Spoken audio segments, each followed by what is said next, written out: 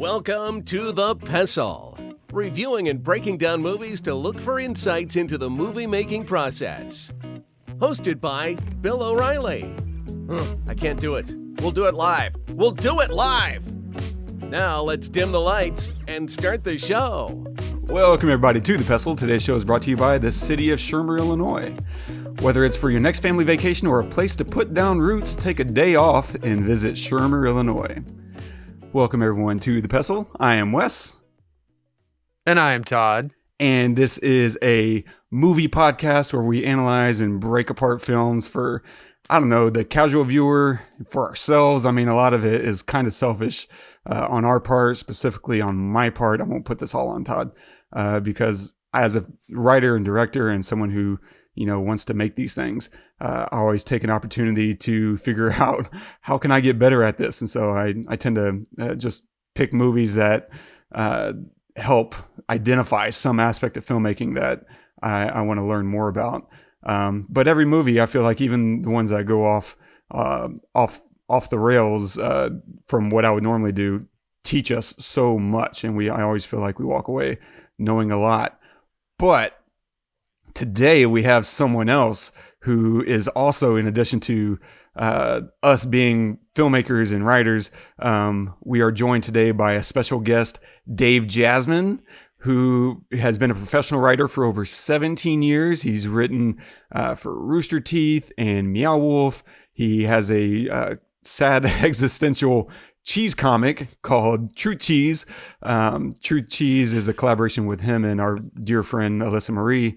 And he's done so much. He has a recent piece right now that he worked on with Meow Wolf. It's a permanent exhibit, art exhibit in Las Vegas. It's called Omega Mart, and you can see it right now in Las Vegas. Meow Wolf is a really big deal. If you haven't heard of this art collective, I don't know what to call that group, your group that you're a part of. It's pretty insane. But anyways, welcome everybody, Dave Jasmon, to the show. Yeah. Thanks guys. Thanks for having me here. You're scraping the bottom of the barrel with guests to come to this.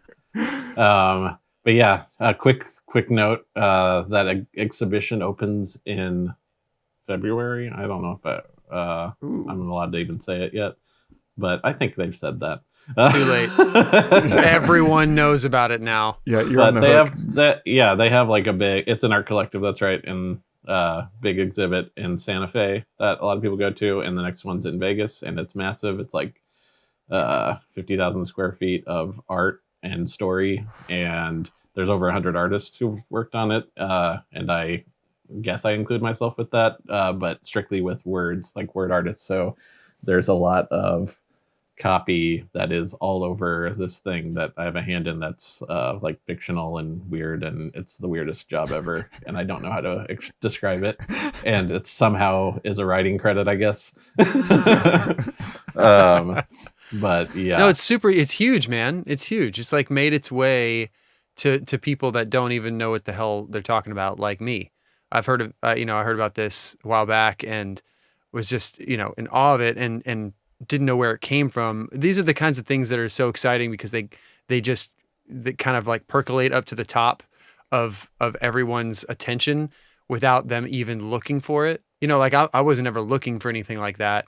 But then it just like kind of like fell upon me, and I haven't been there, but I've heard like crazy, amazing things about it. So that's just amazing. Congratulations on being a part of that, man.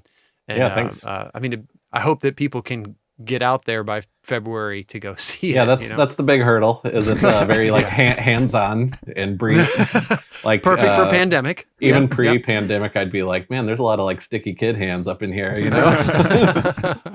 So yeah, we'll see. Gross. Yeah.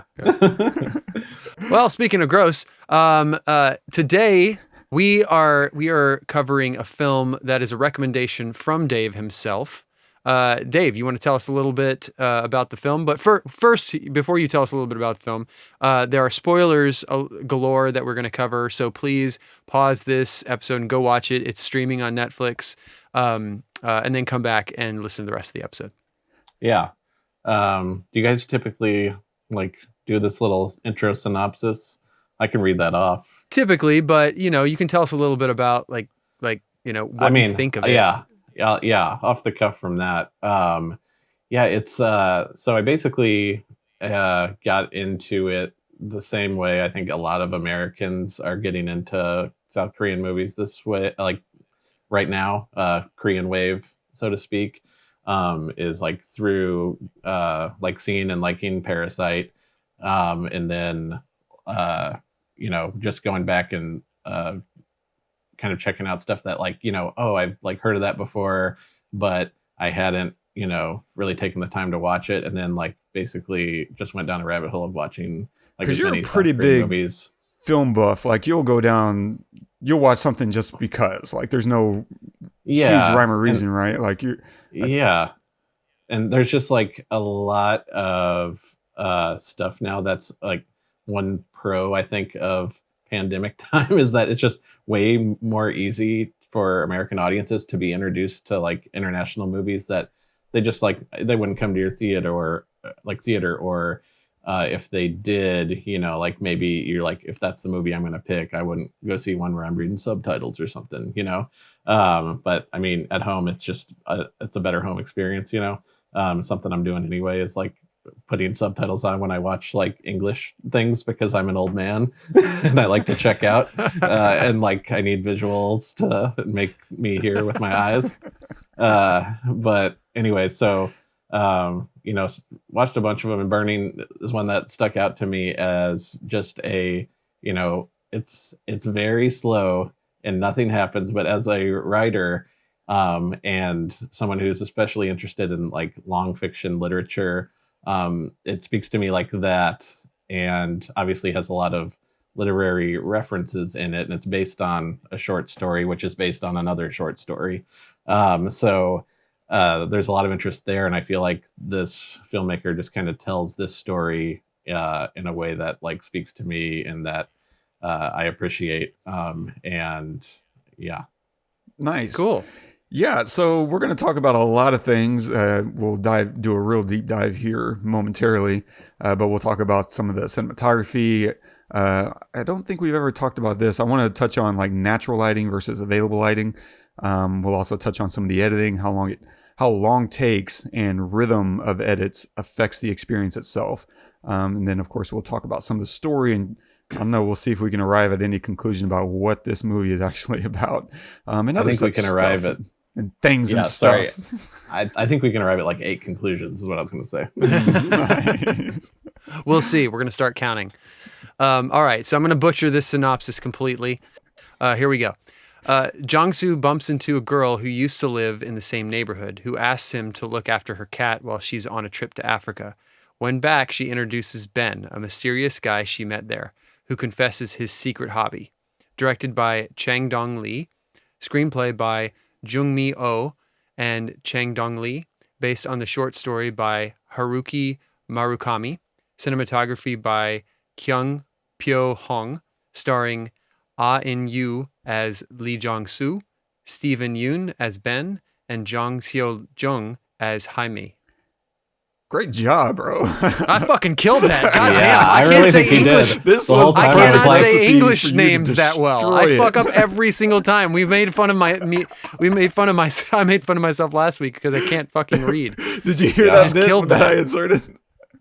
Wait, what? What? Of last week, I like inserted the at the very end. Oh, of the yeah. episode. You son of a... I did catch that. It was great. I was waiting for you to like fall off the tightrope that whole time, and I was just like, no, he stuck it. Nailed that landing. I was like, what's her name? Who did the pommel horse on not the pommel horse, but what was her name? She had a sprained ankle and she fucking Carrie won gold. Strug. Carrie Strug. I don't think she won- Carrie Strug yeah. that shit. Yeah, Well done, she sir. helped the women's Recognize team that. win something. Stuck it. So I am dying to note. So I really want to start with Todd. This I don't know why Dave likes rom-coms so much, but what was this worth 2.5 hours? Did you feel like this was well spent, or is it time you wish you had back? Oh man, so think the herein lies the the what's the term? The not uneducated, but the I'm like a salt of the earth kind of dude, right? And so watching a film like this where I'm not like part of Meow Wolf and I fucking get it, right? Because you got to get all these things if you're like a Meow Wolf artist. It's like it's kind of hard because I'm sitting there, so used to I'm an American and I'm so used to watching movies that have to hit you over the head every 5 minutes or else they lose your attention. And so I'm waiting for stuff. And I think that's part of that was part of my problem, which is what I'm recognizing and saying right now, which is that I'm very Americanized because I've just brought up watching, movies that do that kind of thing. And so I expect that when I watch a film. And so I'm watching this film, expecting that, not getting it. And then, but knowing that like, this is still beautiful. Like the acting is amazing. It's fantastic. And I don't need to speak the language to know how good it is, right? The cinematography is really amazing. The story itself is really amazing. And it made me feel almost like this is like real life. Like this is kind of like the boring shit that happens in real life. This kid is bored out of his skull. Like he has nothing really to do, right? So everything that happens is like very important to him. Hae-mi turns out to be very important to him because that's the only good thing he has in his life. So when he's not with her, those things it has to feel long and has to feel drawn out and almost, painfully boring. And so I got it, but I didn't get it because during, I was expecting stuff to happen and it never did. But afterwards, and I was able to process it, I realized, God, it was so good. I loved it. I really did. And it's, normally I would say a movie like this, okay, this is really good, but I don't need to watch it again. I could totally go watch that again and probably get a lot more out of it the second time. And I can't, I'm really curious to hear more from Dave and from you specifically on what y'all thought and why, because maybe that'll answer more questions for me, because I have a lot of questions, but it's I don't want to kind of pose them until we kind of do a round robin here or whatever. But I loved it. It was super enjoyable. I would love to watch it a second time. But yes, it was super slow. So if anyone has not listened to us when we said, go watch it, or there's spoilers, spoiler alert, don't wait for anything to happen, because nothing really does. But that was part of it. Yeah. Part of it was I expected shit to happen. I've seen The Host. I've seen Parasite. And yes, not much happens, in in moments where you think stuff is going to happen. But like that made me expect things and they didn't happen. And so that was almost better in a way, because I was waiting for this to turn into a horror film. Yeah. Because I purposefully didn't look this up at all. And there were several moments I thought, oh, shit's going to go down right here. And it never did. And it would hold on a shot for a good 10 seconds. And I would expect something and it never came. And that became actually very enjoyable. And I think it was maybe over halfway through before I realized, oh, this isn't a horror film. Because it was shot very similarly to like Parasite in certain ways. So anyway, yeah, that's my 2 cents. Yeah, I think that pacing that you're talking about is massive intention on the film's part, right? Of making you wait for this thing that's going to happen, and it's this constant buildup of tension and expectation, and that kind of plays into her sudden disappearance, and that begins to make you feel all these questions about her and Ben, and what is the nature of Ben? Who is this guy? What did he do with her? And of course, that's putting you in. That's putting us in Jong-su's shoes, right? Where we're just playing the inspector, and we're and it's funny because he's a writer, and so I'm watching this and I'm right there with him. Like I was literally every step of the way like, this dude He's a sociopath. He's speaking metaphorically and symbolically about, greenhouses whenever he's really talking about people, because she's over here looking at the sun and the attention of the sun, and she herself is the greenhouse. And we get to the end of the movie, and everything happens from a distance. Like, we can't really see very well whenever he gets out of the truck. I couldn't initially tell who was talking. And he's like, where's Hae-mi, where's she at? And then he just starts stabbing her. And I was just like, oh yeah, get his ass. Like, I'm kind of cheering for it. And the movie ends and I'm like, wow, that was brutal. And it felt right. And I literally went to sleep, and I woke up in the middle of the night and said, oh my God, she committed suicide. He didn't kill her. And I went back to sleep. Like, it was literally, I woke up barely just on the edge of consciousness, and these thoughts just flooded into my head of realization that she wasn't murdered, that she killed herself, and that this guy was unrighteously murdered for it. And this is... Wait, is that what happened? Well, this is all debatable. This is what the movie's trying to pose to you, like what really happened, because they don't give a clear, definitive answer. But after my evaluation of the evidence, that's what I believe probably most likely happened, is that she killed herself. But there's one very severe question around that aspect of it that we'll get to here in a second. But it was all that buildup that made me, because I was pretty impatient for about the first 45 minutes before I finally kind of sunk into its rhythm and just started enjoying these moments with the characters in general. But I would say more specifically with, Hae-mi, she was the sun. She was the sun itself. Like, she brought so much life to every scene. And I think the real sadness of her character is the fact that she didn't realize that she was the sun, that, she spent her life in this lonely, abandoned, destitute spirit, not realizing how much life she was given to people around her. And to suddenly, have that snuffed out one way or the other, was a loss to the world. And we feel that loss. We feel that loss in the film. After she leaves the movie, there is a massive gap for the last hour and a half of this movie, of her lack of presence there. And we'll talk, I have notes specific on that, and, whatever Dave's going to say, but, like, that is just such a huge gaping hole in this film, left by her absence, for sure.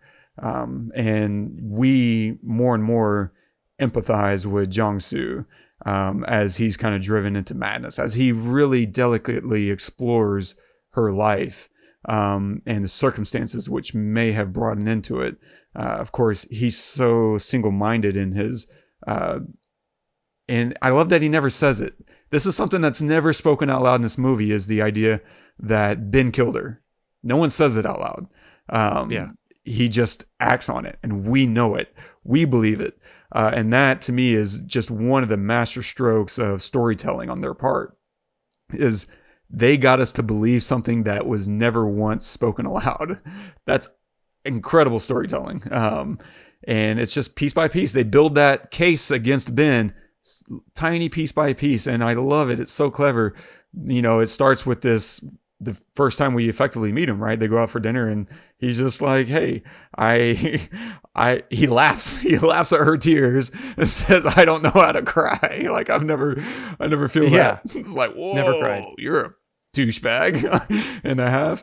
But even after she leaves, they start making us believe that this is a pattern with him, that they introduce us to a new woman in his life. And we see kind of the same pattern that we saw with Hae-mi, and we see him go through that. And so they just very methodically build up a case against him without ever saying a word. And this is definitely, I mean, Dave, you were mentioning like the idea that you like to study this kind of stuff where it's very story driven, and I can see why, because we spend 2.5 hours on a film that once you get to the end of it, doesn't feel like 2.5. Like, the runtime makes this a hard case for me to hit play again, because if I just hit play, I'll be glad. But knowing ahead of time that this is about to be 2.5 hours, it's like, and nothing happens. But Dave, by all means, weigh in. I assume you like this movie, but that's not a certainty. Yeah, I love this movie, and I have like 1,000 things running through my head based on everything you both said. First of all, like Todd, I don't think you have to feel a sort of way about how you interpreted this movie, because I had the same feeling the first time I watched it, which was like, I definitely am missing a lot here, and I did want to go back and watch it, and it was like on repeat viewings that a lot of things kind of clicked for me. I had one interpretation of it that kind of got wildly upended as well when I thought about it more and like talked to my wife about it afterwards, kind of like Wes was describing. But yeah, like in the same thing, it feels like a horror movie, and I think that's intentional. Like you feel that tension the whole time, waiting for like the shoe to drop, which, to be fair, something does happen like 2 hours and 20 minutes into the movie when he when he stabs him. You know, that's the one thing that happens. Yeah. And that's the, you know, it's just a 2 And the movie's hour, 2 hours and 24 minutes long. build up to that hammer. Yeah. Which is great. And it's also the huggiest stabbing I've ever witnessed in a movie. It's gentle and tender, and it's beautiful. It's loving murder. But sorry for coughing. Also, basically, I'm very interested now at diving into Wes's interpretation of the suicide theory, because my understanding of the movie is that they try to set you up for it's one or the other of kind of a Lady and the Tiger. She was murdered by Ben. You know, this is what the movie wants you to believe. Or that she just left and disappeared herself, like many other young Korean women, like the movie tries to tell you, because of their debt. And it's just something that happens, and it's something that this writer can't deal with. And that the last half of the movie is him writing the murder to justify in himself his inability to like deal with this loss, you know? So he's making a villain out of Ben in that interpretation of it in a way that might not even be there, because everything that we get that's physically evidentiary towards Ben being a murderer happens after her disappearance, if I have that correct in my rewatch, and I'm pretty sure I do.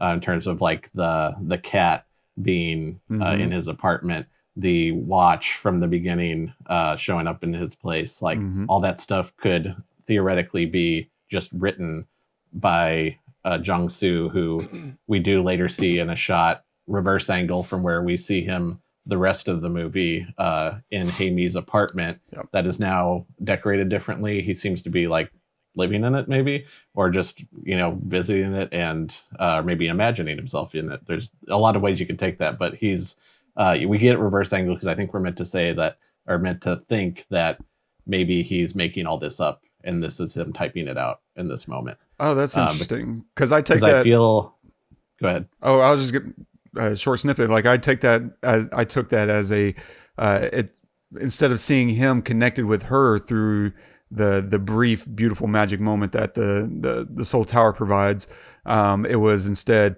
juxtaposing him against a city and kind of emphasizing how lonely he is and how alone he is now with her absence.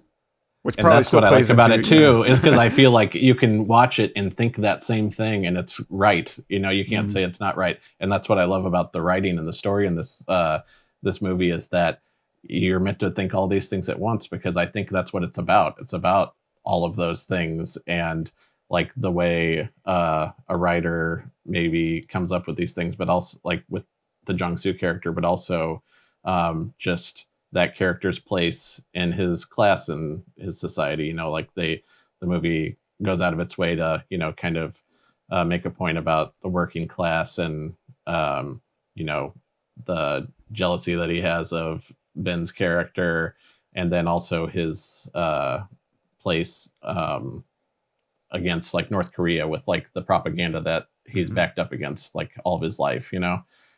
So there's all those things going on at the same time, and I feel like the movie pulls it off in telling a story that makes you like, you can follow all those threads individually if you want, but they're happening all at the same time, which is, I think, like what Todd and I experienced the first time. You're like, wait, like I would have to rewatch that to like get all of those things and track it, because if you're busy thinking about one, the other one's happening right in front of your face and you're not even realizing it, you know? Mhm. Yeah. But like the thing I appreciated most about this is that like there's not a lot happening, but there is a lot happening with the words of the movie, like from the jump, and with a lot of the visuals thematically. Like that early scene you're talking about, Wes, where she, she falls asleep in that the little cafe, diner, whatever you want to call it, when she uses that quote that actually is from the source material short story, like the "Forget that there isn't a tangerine," like to describe how she pantomimes. Oh, I loved that. Yeah. I mean, that from the beginning of the movie is describing the feeling that Wes had, which is the absence of this girl when she leaves the movie. Like, in order to get over her absence, you need to forget that she's not there, you know?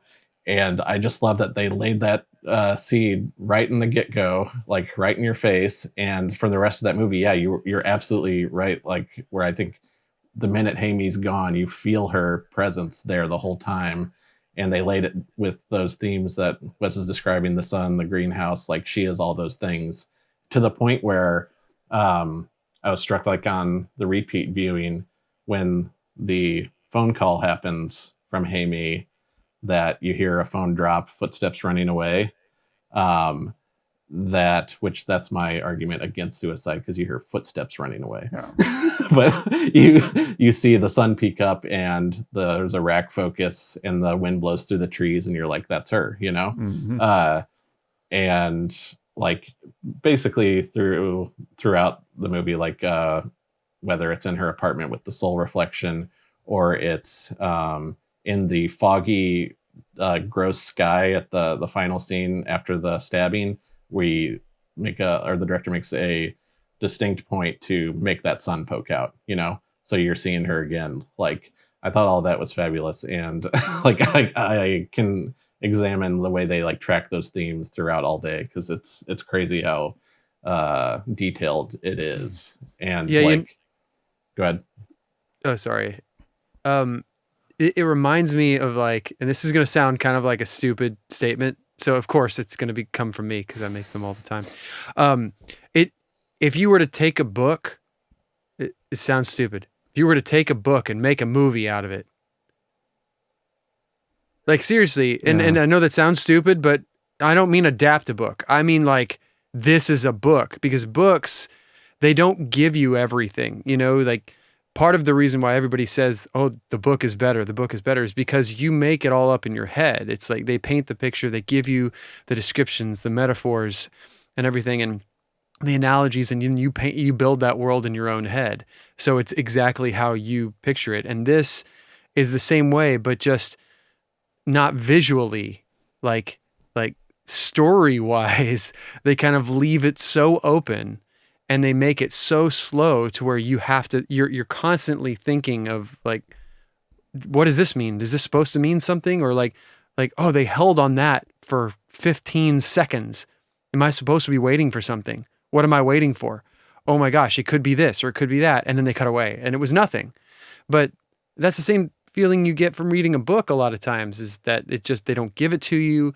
You kind of build the world. And I felt like that's kind of the connection that we feel with this movie, is this ability to create this, they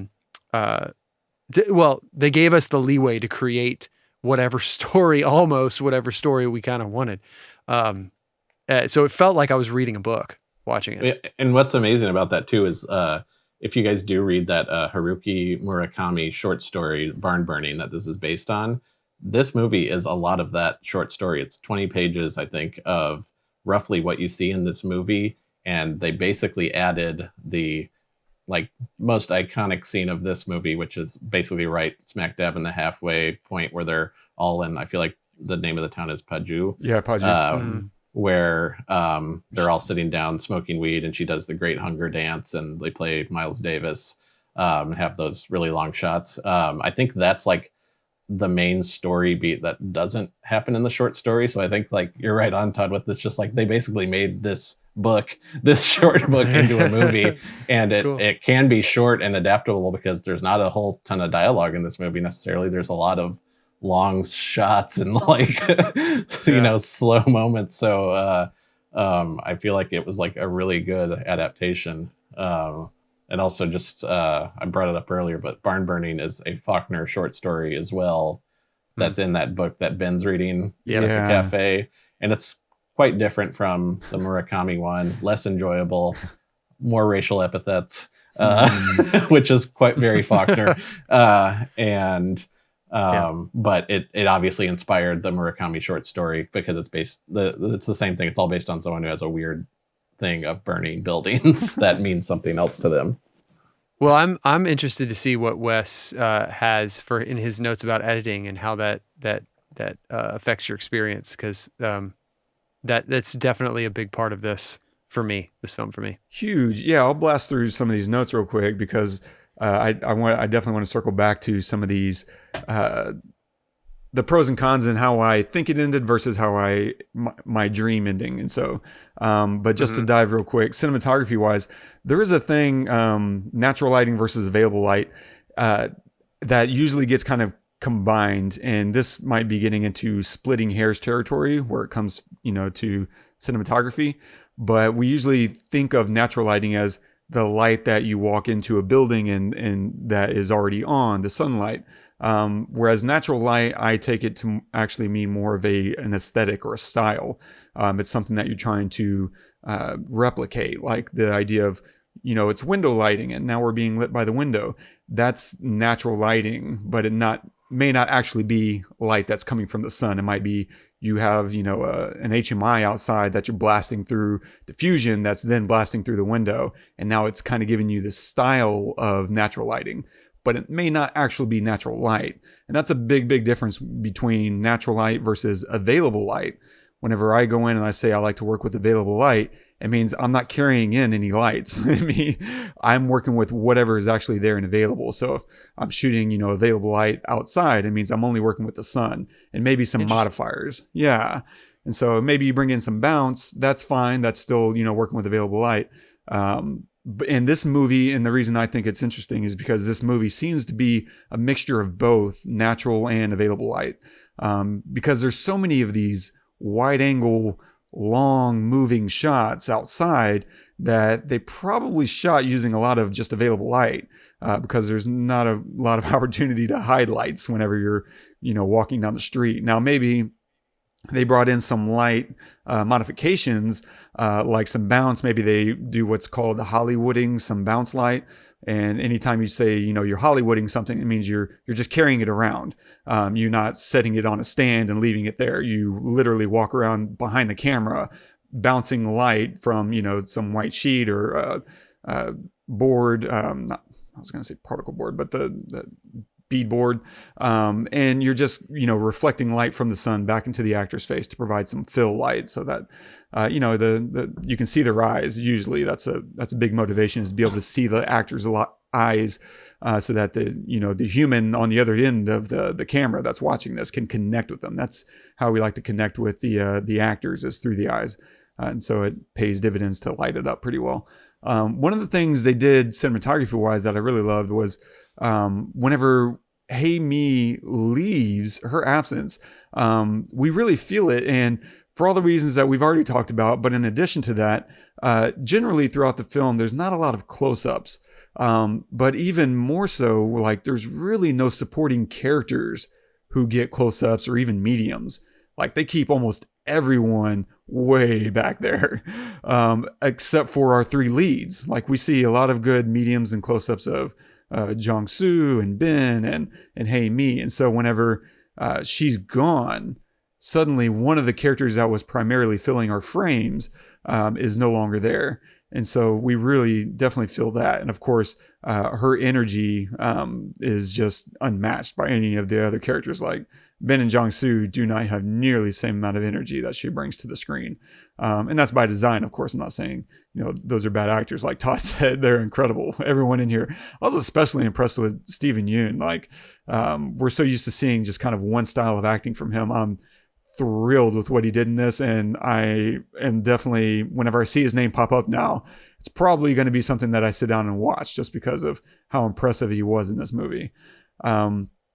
But another cinematography trick that they played was the Porsche. When we're doing this whole, I don't know, Magnum PI or whatever, like spying on this guy, and we're rolling through him in traffic. That scene in traffic was really cool just because that's a gray Porsche. It's not like this lime green thing that's just going to pop out on the screen. And we shoot so wide that you need to make sure when we're shooting from Jong-soo's perspective, we need to make sure the audience is looking at what he's looking at, which is this gray Porsche. Gray is not a color that's going to pop on the screen. And so in order to draw your attention to that in traffic, again, this is in traffic, there's a ton of cars. They're just in wall-to-wall traffic. And the smart, easy thing that they did with that was to make all the other cars in that scene white. Literally, if you watch that scene, every single car in there is white except that Porsche. And of course, with the lines in the composition, it also helps to draw your eye directly to what they're looking at, what he's looking at. And we already know we're looking for a Porsche. So all those things play in very, very nicely to make sure, watch the birdie, watch the Porsche. And diving into, it's kind of a mixture of writing, story, and editing, cinematography and editing. But the slow, smooth camera moves, ton of those, a lot of long takes, very minimal editing. Like they do very, very little editing. And that's one of the things I absolutely love about this movie. For one, that helps to keep the pacing slow. And the slower they make this movie, I think the more to their benefit, because it helps kind of undercut this expectation of excitement. And instead, it makes us feel like time is moving slow, but not too slowly. If you start doing a bunch of edits, that in itself creates energy. And whenever you have a movie where there's not going to be a lot happening, that's working against you. Like you need to make sure you don't create energy where you don't want it. And so by minimizing the edits, you help kind of slow everything down. It's almost kind of like they're slowing our heartbeat down. They slow our energy down with the slow editing, and it helps really pull us into the scene, into their rhythm. And now every single cut is meaningful. And that's one of the things people don't really appreciate about editing in and of itself is people cut and edit almost just for the sake of doing it. And this is something that I heavily agree with Walter Murch on. He's a pretty famous editor. And, you cut when there's a reason to cut, not just because you want to cut. And ideally, it's because something in the story is compelling you to show it. If you're cutting, it's because there's something new we want you to see. There's something else that has meaning and impact on the viewer. Now we're going to edit so that you can witness that. And the reason I say, the story and cinematography plays into the editing is because that's all very much in there. Like these scenes are very long and drawn out and evenly paced. And whenever you go in knowing that you're going to have these long takes, these very long, then you have to understand that this is being treated more as a play or as a theater. And so all your writing has to be completely zoned in before you get on set, because another movie that doesn't mind willy-nilly cuts can take some liberties with the scenes. They don't mind throwing stuff against the wall. Like if you go watch a Will Ferrell movie, they're just constantly improvising and throwing stuff against the wall. This movie cannot do that. They have to know this is exactly the rhythm and the pacing of the scene, and it has to live within the frame already, or else it's just not going to work, because it's very, very difficult. And that's probably what adds to the runtime of this movie too. It can be extraordinarily difficult to edit down long takes. Once you've shot it and it's in the can, your hands are pretty tied. I'm experiencing this myself right now.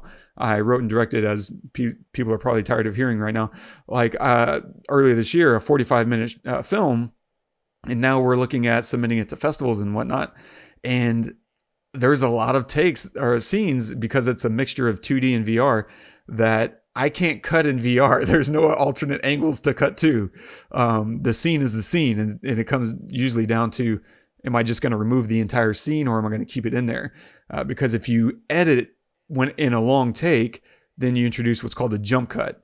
And whenever you're jump cutting like that, unless you're doing it in, within a specific intention, all you're doing is kind of taking the viewer out, and you're creating not just confusion, but you're suspending disbelief, or you're destroying the suspension of disbelief by making the audience aware that there's an editor, there's someone behind the camera.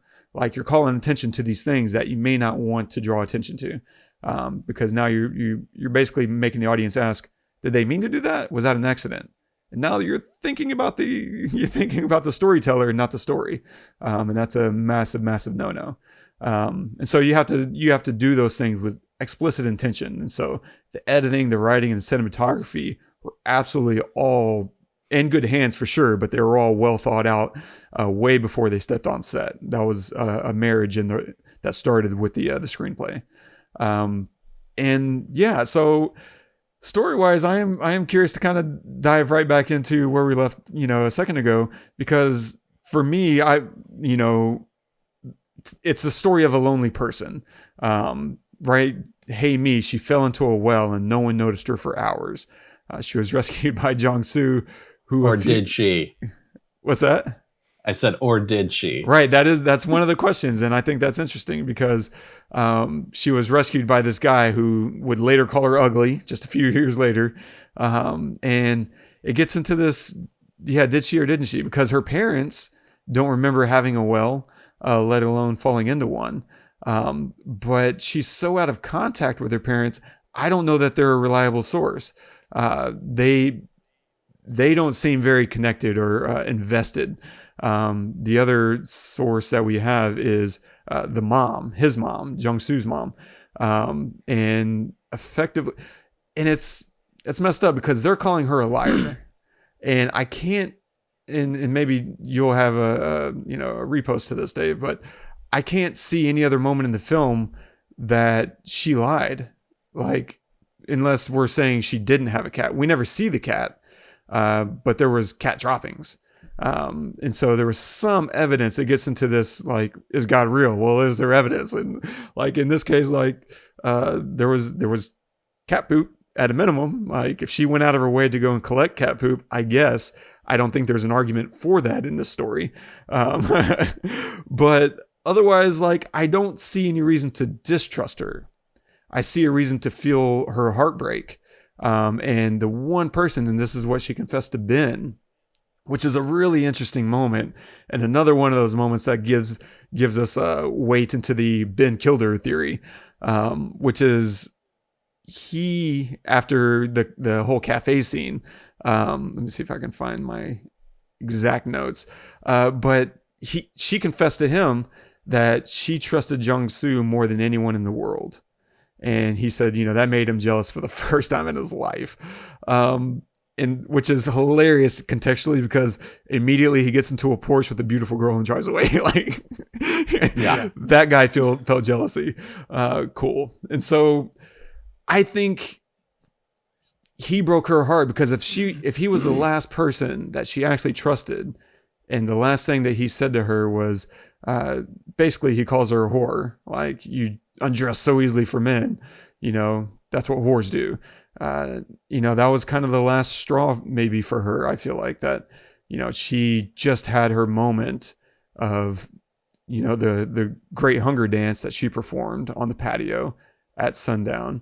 And that whole scene in and of itself was really interesting because we're watching the sun fade and we linger so long, and then we slowly pan over to the coming night.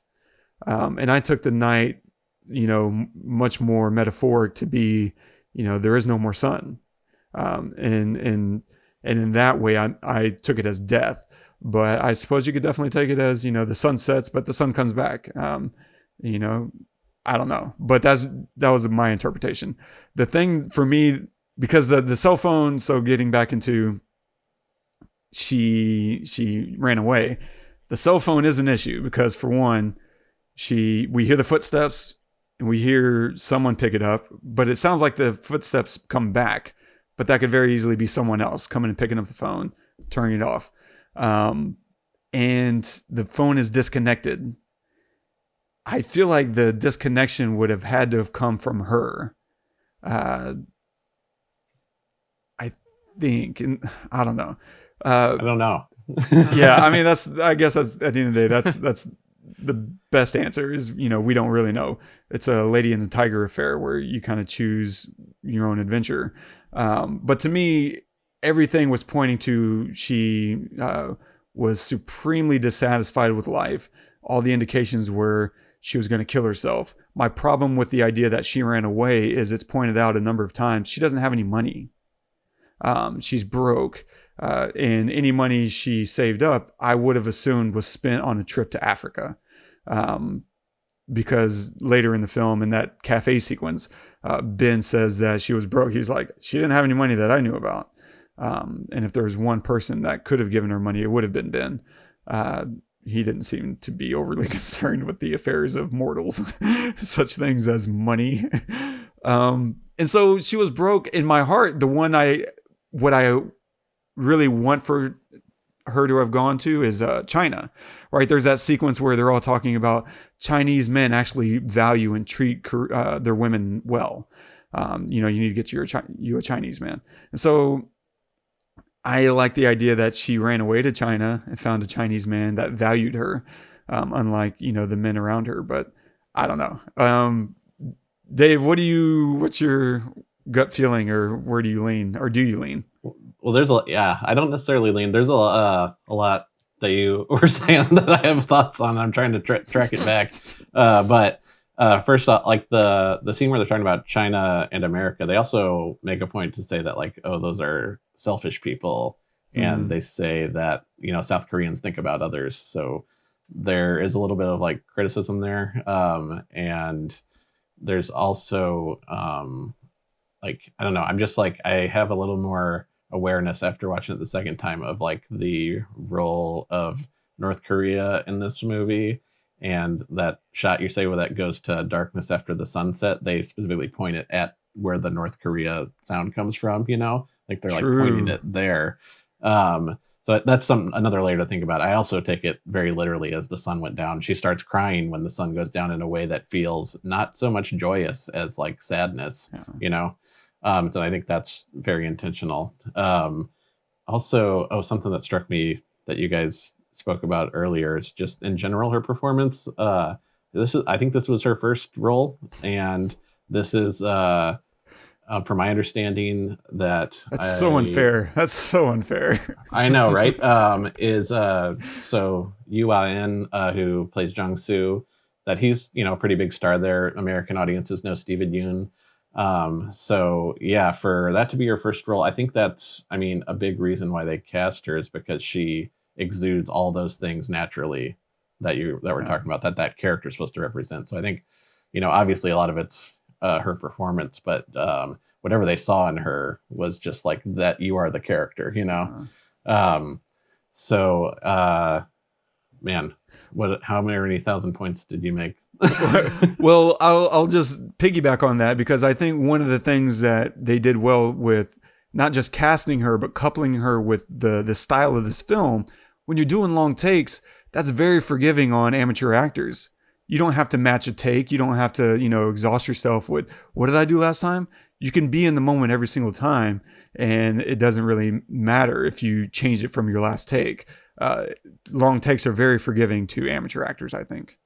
Yeah, and she's only in half the movie too. Yeah, true. Sure.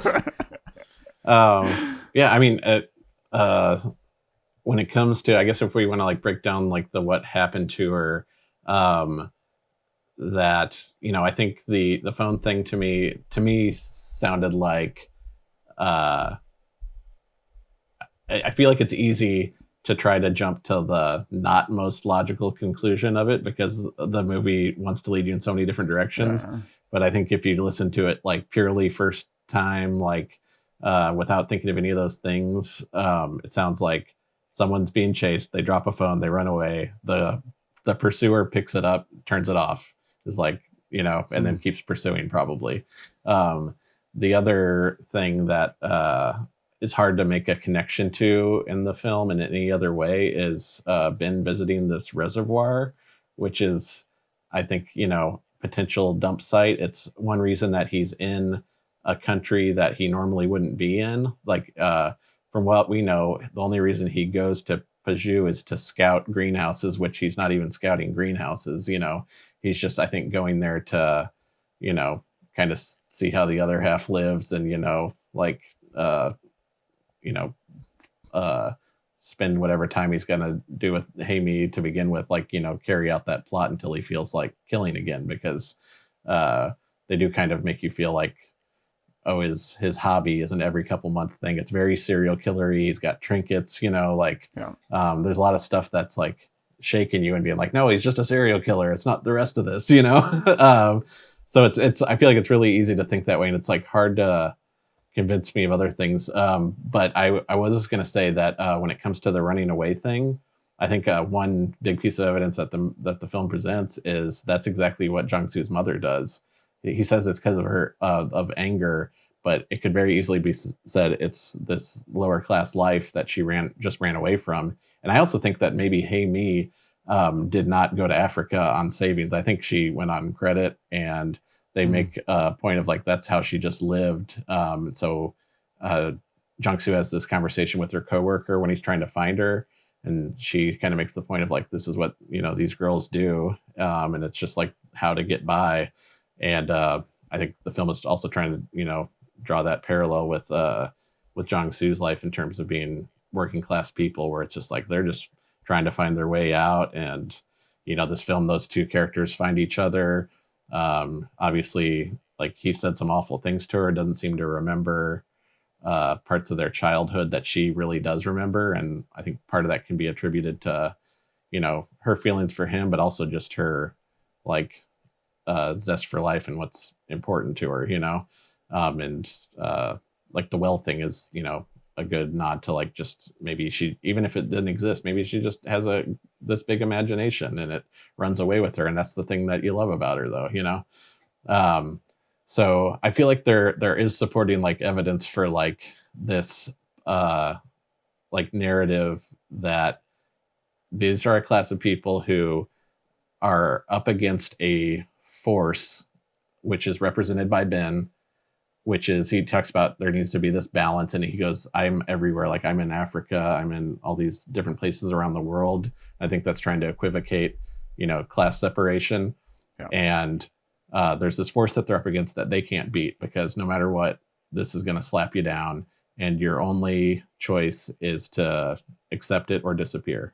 Accept that the forget that you can't see the tangerine, or cease to exist, which is like what Ben does. He like does the final cutoff of your existence if you don't do it for yourself, Why do you think Jong-soo, he got that job at a warehouse and then immediately quits? Like, do you think that was just a story motivation to say that he's just too, focused on inspecting greenhouses and trying to figure out what's going on there? Or do you think there's some story logic in there about why he would quit that job? I think that goes to the separate plot through line that is, he's trying to decide what path he wants to go in his life. And he talks about how the lawyer talks to Jung-soo about his father, how he told him to get an apartment in the city and that's what you should do. But he ended up, just going home and have a family in the country. That's what I think Jung-soo is kind of deciding when he quits that job. He's like, I can't go down this path. And that's part of that journey to I want to become a writer. I want to move to the city like Hae-mi did. And I think part of that is he's like chasing it for her in a way. If she's gone and, this is what she tried to do and I screwed it up, and I know I screwed it up, because, he's like immediately full of regret for that last thing he said to her is awful. And it's built on him calling her ugly when she was a kid. Like, he's just stacking up these regrets. And I think that job thing was just like, it's a really mundane scene, right? It's depressing.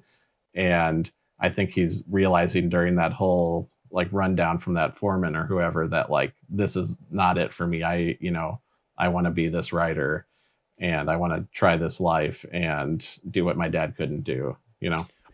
I love that. I love the way that they did that.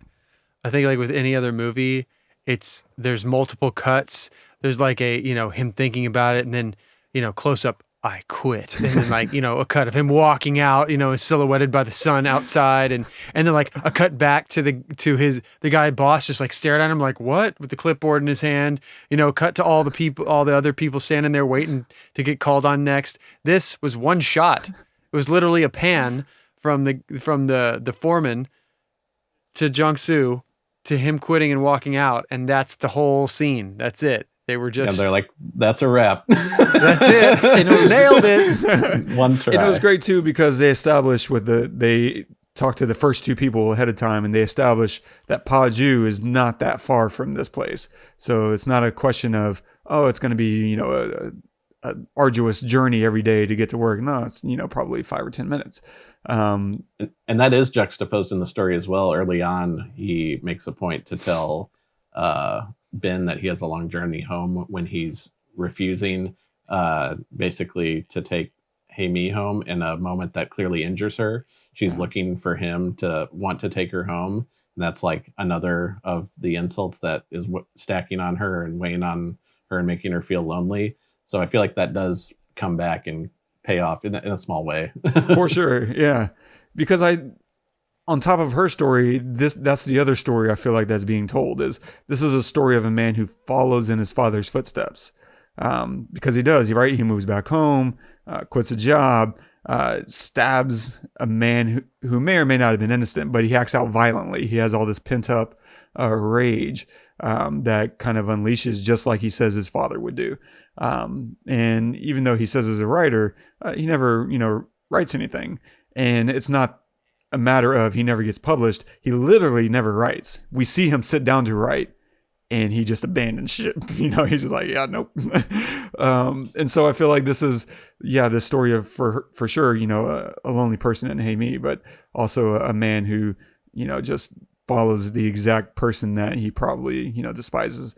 And because it's such a strange time whenever we go into the court and to hear the violent acts his dad did. And he's there. He's not necessarily, don't really know. Is he supporting his dad? Is he there just because he feels like he should be? There's. Yeah, I think he's going through the motions, right? Yeah. Yeah. Like he's. Because his dad like looks at him at one point in the courthouse and he looks away. He just walks out. Walks out. Yeah. That's what it was. He walks out. Yeah. And he's his story for most of the movie is he's like on his dad's side. Mom ran out, right? That's what he tells people. Yeah. And then ultimately, he the place he comes to in the end when he meets with his mom, he I feel like has a genuine moment of like, I'll pay your debt for you. And he seems to be very sincere about it and knowing that like I've thought about you in the wrong way, and like the decision you made, like I've sided with the wrong parent in this situation. Yeah. Really? Yeah. I didn't get that. That's what I felt. This is also a rewatch moment potentially, is just a very subtle, like kind smile that I think comes from Jong-soo when he's talking to his mom that to me just feels genuine.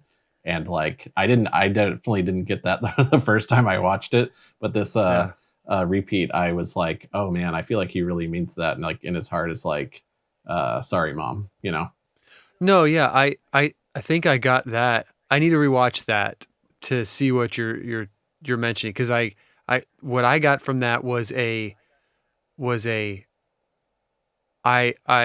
had this anger, for you leaving, and I'm letting go of the anger. And I forgive you, but I didn't get, at least on first viewing, I picked the wrong parent. I got I didn't have any parent. Oh yeah, well, there's definitely that. I just mean There's like, definitely that. I just mean I just mean in terms of the way he tells the story, in terms of just like Uh-huh. he places the blame on her. So Yeah. Oh, yeah. saying the same thing in like a different direction, but I agree with you Okay. essentially. So I'm talking in circles. Got it. Yeah. Got it. No, we're yeah. I think you just You- no. I think you said it better actually. Is that he didn't have a parent growing up? That's very true. Yeah. In that he just misdirected the blame. So you said something earlier that was really interesting when we were talking about the ending, and you said, and I don't know if it was in reference to the ending, but it was just in general that it's hard not to watch this movie. It's hard to watch this movie and take it for face value of what you're seeing. It's hard to watch it and just say that happened, and that happened, so this. Because you never have a this. So they never give you the this. And there's so many thises in this movie that you don't get. You're always constantly looking. So like in the end, I found myself, and I'm only saying this because it's really interesting. I'm like following my own mental journey through the end. I saw it happen, and it's amazing. The whole thing is like one shot, right? And Ben walks up to the car, and then something happens, and I'm like, oh, somebody's getting stabbed. I didn't know who it was. I thought it was Ben. So here's my whole process. I'm like, oh shit, Ben is stabbing him. Oh, you thought Ben was? I thought Ben was stabbing him because Ben had all the knives, right? And no. Jong-seo had all the knives. His dad in the garage, he opened up Yeah. No. I saw that, but Ben also had a bunch of knives. Oh, in his- that's true. He did. He had a bunch of knives. Yeah. No, Everyone had all the knives. they weren't cooking knives. They were in his bathroom.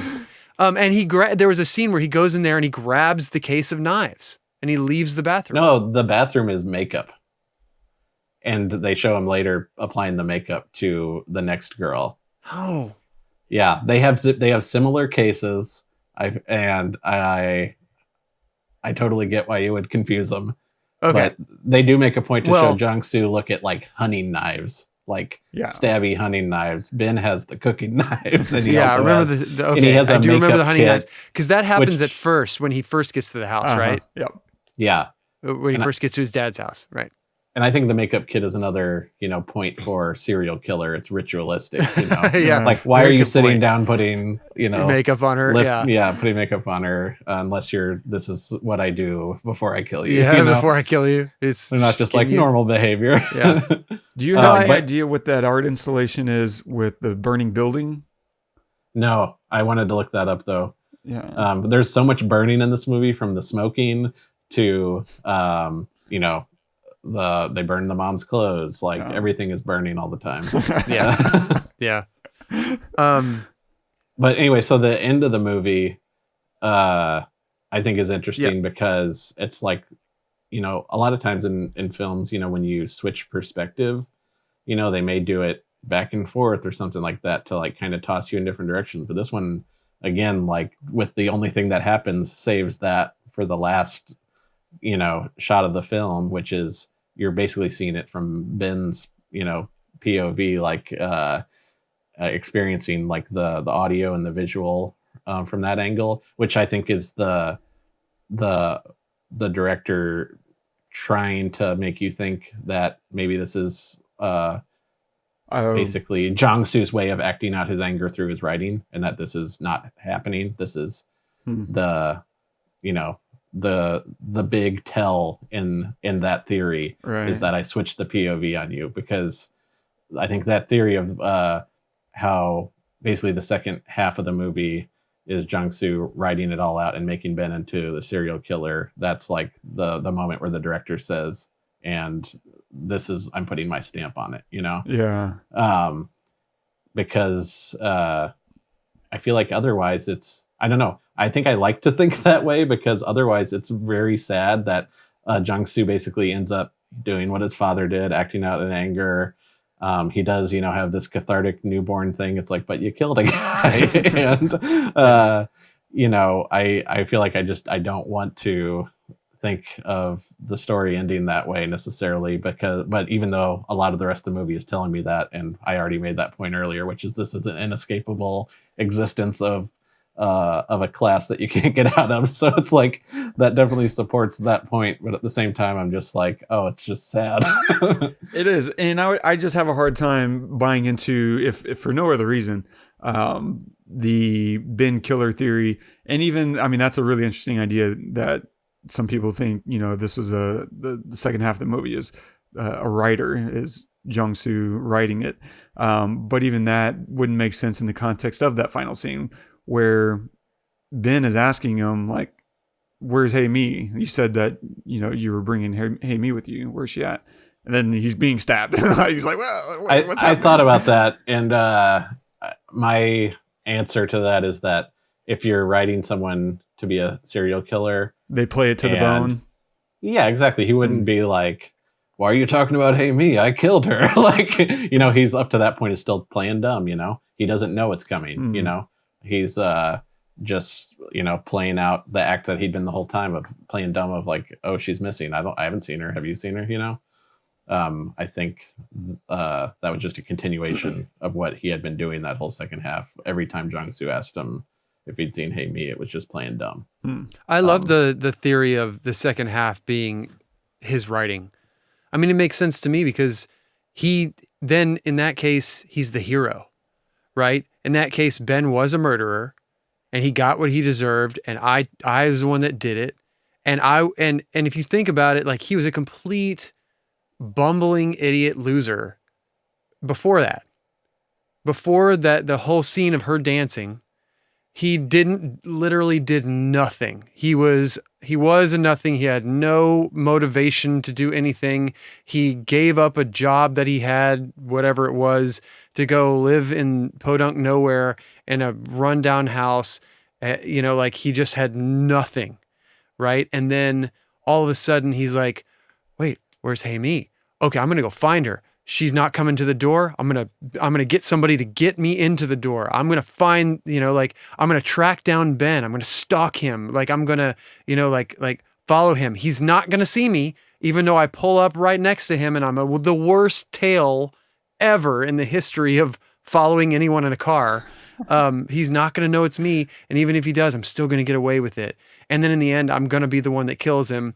And it's going to be the truth. And the truth is that he was the murderer and I fixed it. But then that line where he says, where's Hae-mi at the end, right before when Ben says that, right before he gets stabbed, that's a little bit of reality. I feel like that sneaks into the writing of like that he puts in there to like maybe fuck with us as a viewer to think that maybe he's wrong, but it doesn't matter because he's the hero. That's such a great... And we're not going to give you the ending of her actually still being alive, right? Yeah, that totally justifies like this conversation, Yes, like, exactly. We're talking about it. Oh, there's a purpose behind this. Like you definitely did that intentionally. But yeah, no, I just feel like if you're going to tell part of the story, which they clearly are, that like one path this guy's trying to take is being a writer, and it's kind of a decision he has to make because he's not doing it. He's not doing it. Like you're saying, he's a loser. Like and Wes made the point earlier, he just wasn't writing. We kept not seeing it. But if you do believe that he did make that choice, that is like arguably the like most heroic and healthy way that he could live out the rest of his life is to, I'm going to be a writer and I'm going to act out my anger that my father had and that, my whole class of people have through my writing. I'm going to take out the anger on people like Ben, who maybe this is all in my head and I just resent you for what you represent. But I'm just going to write it out and that's it. I'm just going to tell it that way. And I feel like that's just a way more satisfying read on it. And I was going to say too, there's you talked about being the hero in his own story, like the scene with when he's talking to the dad's lawyer. He says that of his dad, that he's like the protagonist of his own story, and basically uses that as a criticism, as saying like he won't listen to anybody because he's just like he's built it up in his head, and this is he won't like he's just going to carry out the story that he's made up for himself. Yeah. But Todd, I mean, the point you made is so fantastic because before she disappears, he is so reactive and he's so not in control of his own life. And after the fact, he becomes unrealistically proactive. And he's just on it. Like you said, he is suddenly doing the most incredible job of staying hidden in this terribly big, beat up, ugly truck that is so recognizable. And the fact that, yeah, he is just completely on the ball. He's chasing down leads. He goes and interviews her parents, and suddenly rescuing cats. Suddenly his mom is back in his life. Like all the things that he probably deeply wishes for and wants are suddenly reappearing for him. And how could he pay off his mom's debt? He has no money. There's no way. When he said that, I was like, what the where did that come from? He sold the cow. It's with with that cow money. Well, there has to be some cost to everything. Maybe he sold the farm though too. If he totally ditched that life and goes and lives in Hae-mi's abandoned apartment. He's rolling in it, man. He's got the cow money. He's got the shitty barn money. Nice. So yeah, I mean, I don't really have much more to add to this. I really love this story, the movie. Probably not something I queue up again, maybe ever. Or maybe if I do, it's just to kind of do what Dave said, like just to study it, because there is a lot to learn from, because I kind of like writing in this vibe of these slice of life scenes where you're just kind of inhabiting the world. It's very satisfying. I might want a little more activity, but I think if you ever do, like, honestly, the thing to get out of it most and why I like it the most, because this is where I go to with my film watching, is just paying attention to the word choice. Yeah. Because that's what I do normally. And in a lot of movies, I'm just criticizing it. I'm just like, oh, like that was lazy, or, Yeah. But I feel like this is the ultimately unlazy word choice movie where like everything is super intentional and perfectly reflective of character. Yeah. And also, I mean, you made the point earlier, they with the editing, I feel like there's so much intent with these like shots. Like every time that, he goes up to his apartment and just gazes out on the city, and like you kind of can track like the directions everyone is facing and what that means to them and how the movie manipulates it. And it's so well planned and it's like just on the money. And it's almost like on rewatch for me, really hard to like take issue with at least some of like those plot machinations, other than there's no satisfying conclusion you can reach, which is obviously the point. So like if that's your beef with it, you're never going to enjoy this movie at all in any way. Right. If you want to understand it or like say this is what happened, it's like, okay, sorry, there's no answer. No, but there's so much beautiful stuff about it. In like you're mentioning, Wes, about like the purpose of editing, right? It's a heavy burden, right? Because every cut has to be meaningful. It has to be a reason why you're cutting away, and it has to say something before it leaves and goes to something else. And I think they take that seriously, and that's why you hang on things for so long. It's making you think, why are we here? Until it leaves, and then it makes you think, why are we here? Until it leaves, because there's so many wonders in this movie. But a lot of times, like there's wonders that you don't notice. I noticed every single one of them. It was purposeful. It was like, oh, they're doing this for a reason. Why? I was just constantly thinking. And so if you want a film that makes you think, not even necessarily like the meaning behind the entirety of the film, just like in a moment, when they were having sex and he looks at the light, the single, the one moment of the day where the light shines into her window happened to be while they were making love. And we got to witness it. Yes, we got to witness the sex, and there was like, some long shot there too, but we got to actually witness the light. And in that moment, I was expecting something crazy to happen. She's going to like, cut his face or something. They're so brilliant. She reaches down below the bed to grab something, and you're thinking it's going to be a knife, and it's going to be, like she's going to slit his throat or something. name that film some other time off air. And then she grabs a condom, right? And you're just like, oh no, this is just so normal. And then he looks into her closet area where the light is shining, and I'm expecting like a face to come out of the wall or something, and then nothing. It's just that moment, right? And there's just all these little bitty moments that make me like think, wow, that's just so beautifully done. And in so many other ways, I would be bored out of my skull with so many other, versions of this film, but they just did it right to me.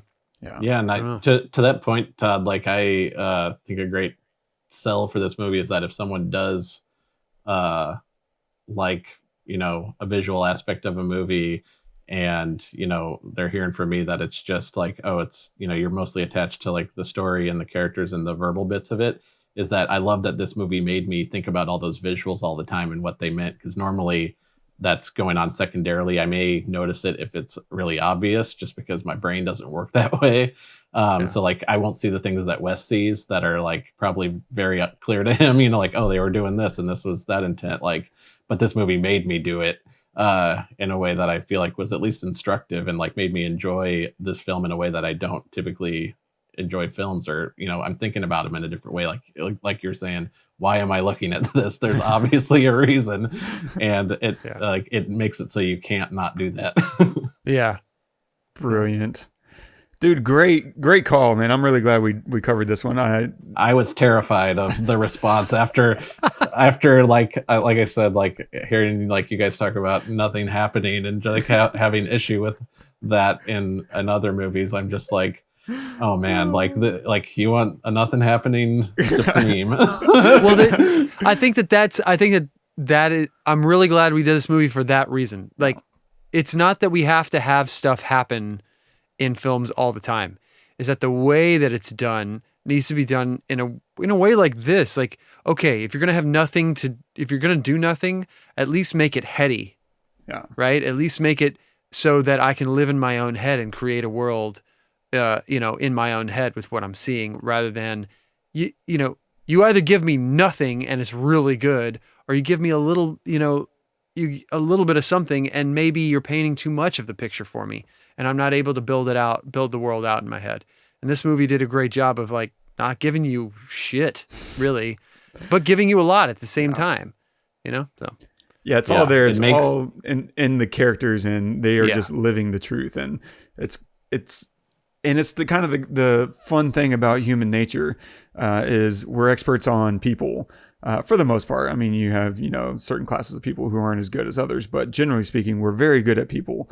And they clearly trusted the viewer. They trusted the audience to go on the journey and to understand the subtext that was there. And that takes a lot of faith and expertise to deliver the subtext, first of all, in a way that's going to shine, but also to trust the audience to chew on it and to contemplate these things. Fantastic choice. I have a question is, if you were getting stabbed to death and you're getting stabbed to death, would you hug the guy and kind of give a little smile like Ben does in this movie? I'm just mainly curious what you guys thought of that moment, because I'm just like, I have a lot of emotions about that moment. Like, okay. Yeah. So what I was saying a little bit earlier, and I kind of got sidetracked, I guess, but was that whole ending, my mind is being changed constantly all over the place, right? I said, I thought Ben was stabbing him. No, he's stabbing Ben. Okay. Ben's hugging him. That's really weird. Maybe Ben is hugging him because he's thanking him. Like, thank you for killing me, because I can't stop killing people because I'm a murderer because I killed Hae-mi. Okay, maybe that's why. And then, they're driving away. I'm expecting him to get a phone call from Hae-mi or something.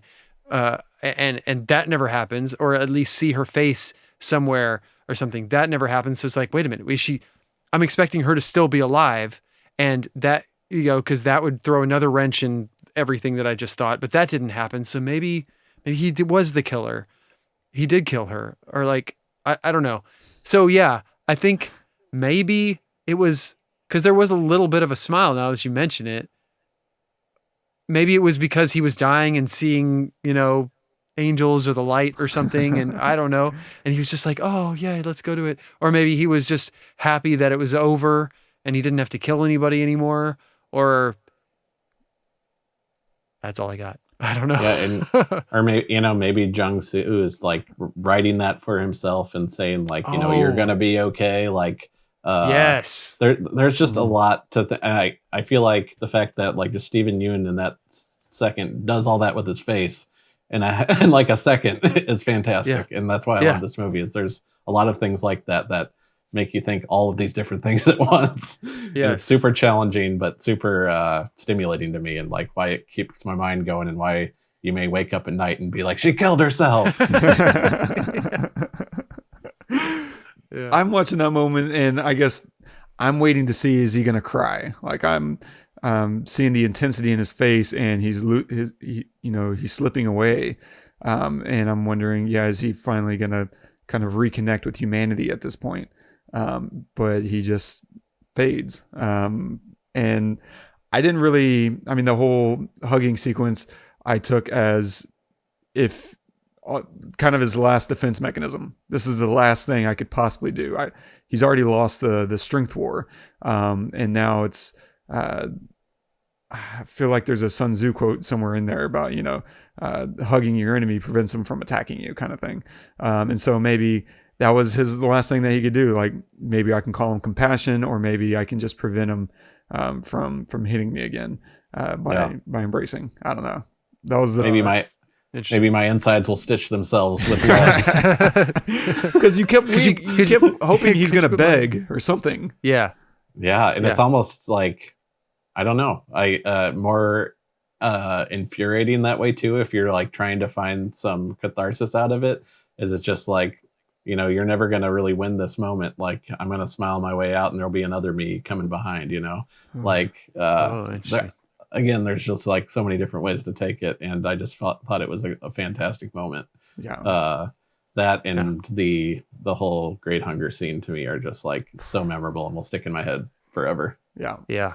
Concurred. Always good idea to pick Miles Davis too. Right, you never fail. Absolutely. And to have like a dude leaning smoking up against a car, I'm just like, this is just cool. Yeah, good call on this film, man. Well done. Loved it. So, awesome, Dave, what are you going to recommend this week?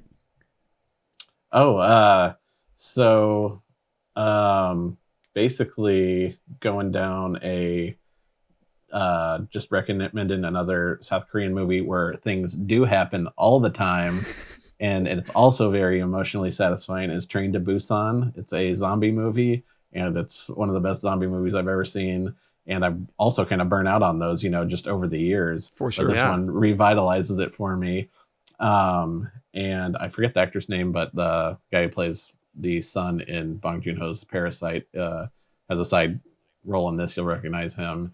But it's fantastic. I feel like it's from around 2007, maybe off the cuff. But so watch all the South Korean movies. Wow, I'm gonna go watch that. Nice. What do you got, Todd? I'm gonna recommend another film, and I believe it's on Netflix, called #Alive, and it's another South Korean film, and it's got the same guy, Ain Yu, that's in this film in it, and it's like this kind of pandemic style thing where he's like, finding out what's happening outside of his apartment, through his phone. I don't want to give too much away, but yeah, same actor. It's awesome. Oh, nicely done. Yeah. Well, y'all both kicked my ass this week. I am going to recommend something that most people our age have definitely seen, but maybe you haven't seen it in a while. Or maybe you skipped it thinking you had seen it because it's such a well-known movie. I'm going to recommend Say Anything. It's a classic John Cusack movie, Ione Sky. It's Cameron Crowe's first directorial debut. And the reason I'm recommending it in light of this movie is it's a little different than the way you probably remember it. There's, a little bit more drama and more arc in some of those characters than you would anticipate in what is probably perceived as a rom-com. I don't think there's almost any comedy in there. I consider it kind of a romance drama. But yeah, so Say Anything, we'll of course have all those in the show notes. Stay tuned. Next week, we're going to have our third and probably final guest of this series. This has been really fun. We're going to have Scott Garrett Graham in the house. We're going to cover Amadeus. Rock Me Amadeus.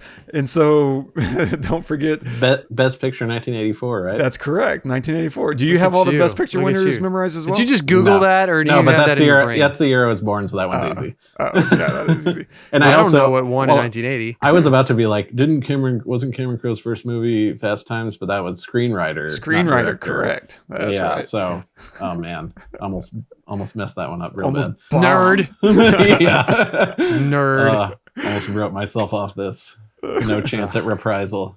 Do you know the 1985 Best Picture winner? Out of Africa. Here we You go. lost. No. You had to think. Man, I wouldn't have got it actually. Like that one's You have to easy think miss. you're not creating. You're not- So yeah, we'll be doing Amadeus next week, and don't forget to subscribe, review us wherever you listen to us, whether it's iTunes, Spotify, whatever. We're not on SoundCloud, but we're on Stitcher, I believe. Drop us a review. I want to give a shout out to longtime listener, first time caller Shamari for dropping a review on the iTunes. Big ups, thank you for that. Next year we're gonna he's a big Spike Lee stan, and so we're gonna be we'll cover some Spike. I don't think we've had any Spike Lee films No, we haven't. yet, and so there is a massive library. We'll do a few because I want to cover Malcolm X. I've been wanting to get to Malcolm X, the book, the autobiography, for a while, and so I want to read that and watch the movie. But there's so many. I want to do Clockers. Do Inside Man. Inside Man is. I love Inside Man. I love Inside Man. There's so many. It's like The Rock or like Shawshank Redemption, Yeah. where it's just on all the time, and then I start watching it, and I'm just like, why did I just watch an hour and 15 minutes of Inside Man? Like, just like in the middle, no Denzel conclusion. and Clive Owen. Does it get? I'm better? not even sure if I've seen that movie end since like the first time. I just like see middle bits. Oh, it's so good. Yeah, that's so good. So big thanks to Shamari, and also want to give Todd. I don't know if you saw this. Hannah, our friend Hannah, listener, posted her top listens on her Spotify. You know, everyone was posting their Spotify top listens, and we were number 2 on her most listened podcast. And she had listened to awesome. like a lot of podcasts. Like I think she had like several thousand hours worth of podcast listening under her belt. Wow. And Got to step up your game, Hannah. Come on, number 2, unacceptable. Look, man, we're not beating the Pants Pod. Like that's her number 1 jam. We're the second jam. But that was just really cool. That was Pants mad cool. Pod. I Yeah. don't even know what that. Yeah. Who knows?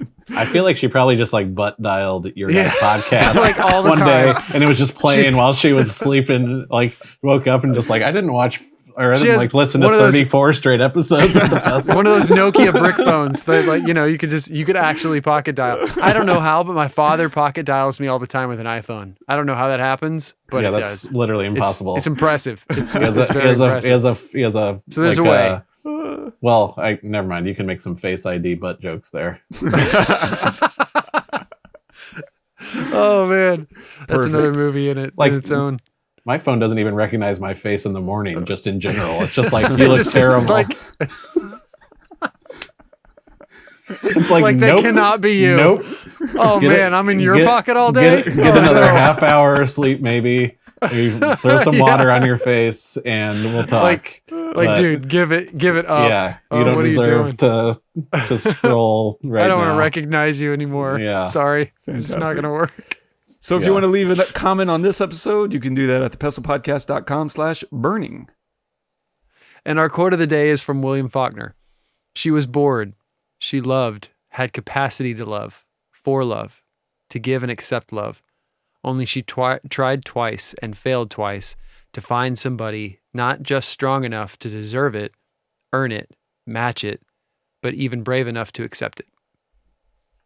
What did he write that about?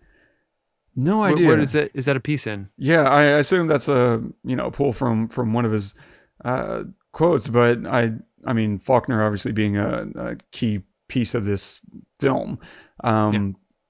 conceptually, I mean, I just really like that idea that she had all this, speaking of Hae-mi, she had all this capability of love and all this capacity for love. And she was just this brilliant, bright, shining source. And the two men that she wanted to love her, maybe just didn't have that capacity to match her. And from my perspective of the film, like she just abandoned. Whereas if she had tried and maybe found someone more deserving, she probably would have had an incredible life, instead of, the shit that she endured. There was a brighter light out there, I think, if she had held out just a little bit longer. But maybe she did. Yeah. When I saw that you chose that quote earlier, I was like, this is insanely accurate for like my read on this character in the movie, and from that author who they're adapting the story from. Essentially, I was like, that's crazy.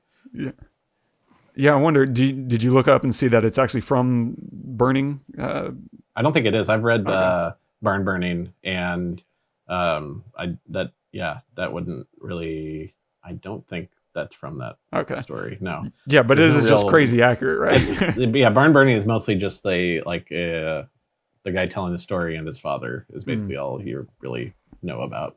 Yeah, we'll link that in the show notes too, as well as all the places that you can find Dave and any of his work that he wants to share. If he wants to share his personal home address for people to go and say hello, we'll put it all there. Phone number. Yeah, and I have a tracking device in his phone as well, so that you can get him wherever he's at. Oh man. Well, it doesn't even recognize me, so my phone doesn't track me. All right, fair enough. Dave, anything else you want to add, my man? I don't think so. I mean, we covered a lot. Yes, we did. But this was only about half of a Burning viewing. Right. Yeah, we got more in us. Yeah, no. Basically, this has been fun. Thanks for having me on. Would love to do it again. And well done, awesome, guys. man. I'm glad you guys enjoyed the movie, basically, in some way. Yeah, thank you so much. Don't you guys rank movies? Oh, we rate we them. do, but we haven't in a while. Yeah, we used to rate them. We used to do like a out of 10, like an 8 out of 10 or whatever. We haven't done that in a while. I just wanted to hear. Are you with us still, Wes? Sorry, it's the end. I have the movie running in the background, and it's the stab sequence right now. They're hugging it out. Okay, so we're gonna have to be here for another. We'll just you and I will another talk 45 minutes for another another 10 minutes until this movie. Wes comes back to us. Yeah, what would you rate it if you're gonna give it 1 to 10, Todd? I'll give it a 7, maybe a 7.5, and which is solid, man. That's that's legit. That's a rewatchable window right there. Depending on the day, if you were to ask me like right after the film, I would say 7, but it's grown on me. So probably 7.5. Yeah, I'll say. Yeah, I'm probably right at the same. I'd say a 7. I think if I were to not feel committed to the entire movie, and you were to say, you only have to watch the first hour with Hae-mi, that would probably be like an 8.5 for me. I would be like, oh, I'll just stop watching after that because this is all I really want out of the movie now. Man, yeah, that's super interesting. And Dave?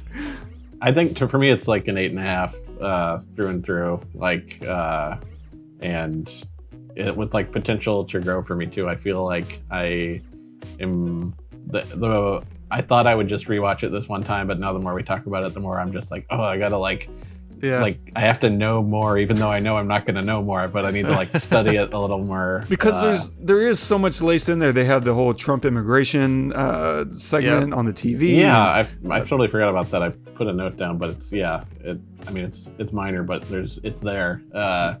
And just to Todd's point though, it's like putting a book into a movie, and for me, like, books are things that you can just go back and reread just to pick out something you haven't seen before, or maybe even just dive into part of this movie and be like, oh, I just want to watch this scene real quick, Yeah. I think they're all over the place. So anyway, man, thank you so much for joining us, Dave, and thank you everybody for listening and staying with us. I know we sometimes go off on a little bit of tirades, but it's all in good fun, and I think that they're all productive. So thank you for listening, and like Wes said, please share us and review us and tell us what you want us to review. We'll do it. I can personally guarantee that we will. Until next time, I'm Todd. I'm Wes. I'm Dave. But I mean, well, am I until I probably won't be on next time, but Fair enough. But you'll still be Dave until next time. I have been Dave. Next time, will you be Dave as well? TBD. Go watch some movies. Well done. Oh, you gotta dance. You gotta dance. Gotta dance it out. Like, Gotta dance it out. you gotta dance. Dance it out. Dave's like, I don't dance. I have a beard.